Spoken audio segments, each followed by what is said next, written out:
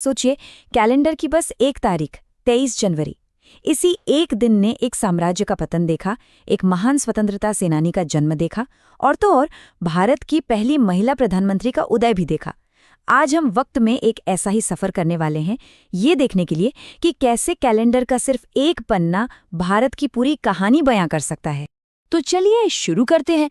हम 23 जनवरी के इतिहास में गहराई तक उतरने वाले हैं। यहाँ युद्ध और क्रांतियां भी हैं और राजनीतिक दिग्गजों का जन्म भी। और मजे की बात यह है कि ये सब कुछ हुआ है बस एक ही दिन। हमारा ये सफर सदियों पुराने युद्ध के मैदानों से शुरू होगा, फिर हम स्वतंत्रता संग्राम के नायकों से मिलेंगे और आखिर में आधुनिक भारत की राजनीतिक गलियारों तक पहुंचेंगे। और ये सब कुछ सिर्फ एक तारीख 23 जनवरी से जुड़ा हुआ है। तो आइए अपनी इस टाइम मशीन में बैठते हैं और शुरुआत करते हैं उस दौर से जहां तलवारें बोलती थीं और साम्राज्यों की तकदीर मैदाने जंग में लिखी जाती थीं। अब ये टाइमलाइन देखिए। ये दक्कन की करीब 1.5 सदी की कहानी कहती है। 1565 में तालीकोट की एक लड़ाई ने विजयनगर साम्राज्य का सूरज हमेशा के लिए डुबो दिया। फिर 1664 में शिवाजी महाराज के पिता शाहजी भोंसले गुजरे और उसके बाद 1708 में छत्रपति शाहू महाराज ने मराठा साम्राज्य की बागडोर संभाली।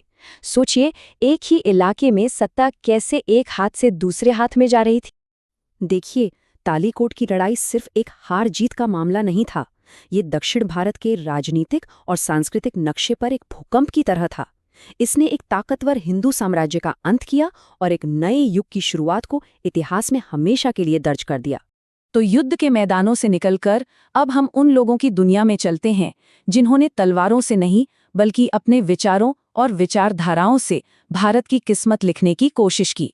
इसी दिन 1897 में कटक में एक ऐसे नायक का जन्म हुआ जिनका एक नारा, तुम मुझे खून दो मैं तुम्हें आज़ादी दूंगा, आज भी हम सबके दिलों में आग लगा देता है। जी हाँ, नेताजी सुभाष चंद्र बोस। और फिर देखिए, कुछ दशकों बाद 23 जनवरी को ही एक और ताकतवर नेता का जन्म हुआ। एक ऐसा नेता जिन्होंने अपने तेज तर्रार भाषणों और क्षेत्रीय गौरव की राजनीति से महाराष्ट्र की सियासत को हमेशा के लिए बदल कर रख दिया, बाल ठाकरे। ये कितनी दिलचस्प बात है ना, कि एक ही तारीख दो बिल्कुल अलग अलग सोच को जन्म देती है। एक तरफ थे नेताजी जो पूरे भारत की आज़ादी के लिए लड़ रहे थे और दूसरी तरफ बाल ठाकरे जिनकी राजनीति एक खास क्षेत्रीय पहचान के इर्द गिर्द बनी थी। तो देश आज़ाद हो गया, लेकिन 23 जनवरी का दिन आज भी उतना ही खास रहा। अब ये तारीख एक नए आज़ाद भारत के बनने की कहानी सुनाने लगी। साल था 1966 और 23 जनवरी को भारतीय राजनीति ने एक बहुत ही ऐतिहासिक मोड़ लिया। इसी दिन इंदिरा गांधी ने भारत की पहली और अब तक की अकेली महिला प्रधानमंत्री के तौर पर शपथ ली। ये सिर्फ एक राजनीतिक घटना नहीं थी, बल्कि दुनिया के सबसे बड़े लोकतंत्र में लाखों महिलाओं के लिए उम्मीद और हिम्मत का एक बहुत बड़ा प्रतीक थी। तो एक तरफ राजनीति बदल रही थी और दूसरी तरफ भारत अपनी औद्योगिक ताकत भी बना रहा था। ठीक एक साल पहले 1965 में 23 जनवरी के ही आसपास दुर्गापुर स्टील प्लांट शुरू हुआ, जो आत्मनिर्भर भारत के सपने का एक जीता जागता सबूत था। और देखिए लोकतंत्र की खूबी।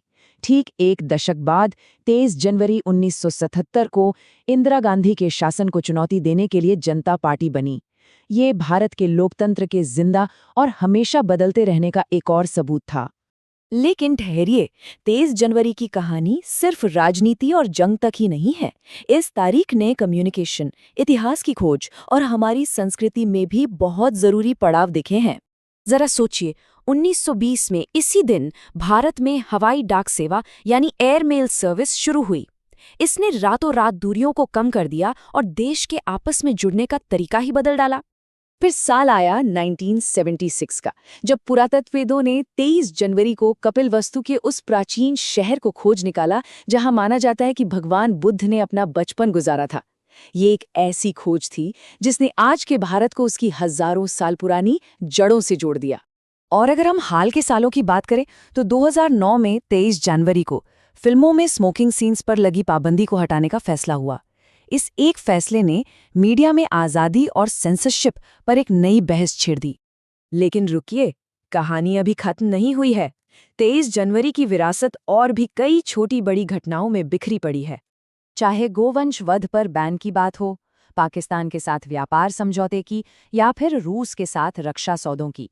ये सब कुछ दिखाता है कि 23 जनवरी की तारीख भारत के सामाजिक, राजनीतिक और अंतर्राष्ट्रीय रिश्तों की उलझी हुई तस्वीर को एक साथ सामने रखती है। तो हमने देखा कि कैसे सिर्फ एक तारीख 23 जनवरी भारत के इतिहास की इतनी सारी परतें हमारे सामने खोल सकती है। ये हमें याद दिलाता है कि इतिहास सिर्फ किताबों की चीज नहीं है, ये हमारे चारों ओर कैलेंडर के हर एक पन्ने पर मौजूद है। अब सोचने वाली बात यह है कि अगर एक दिन में इतनी कहानियां हैं, तो बाकी के 364 दिनों में कितनी अनकही दास्तानें छिपी होंगी।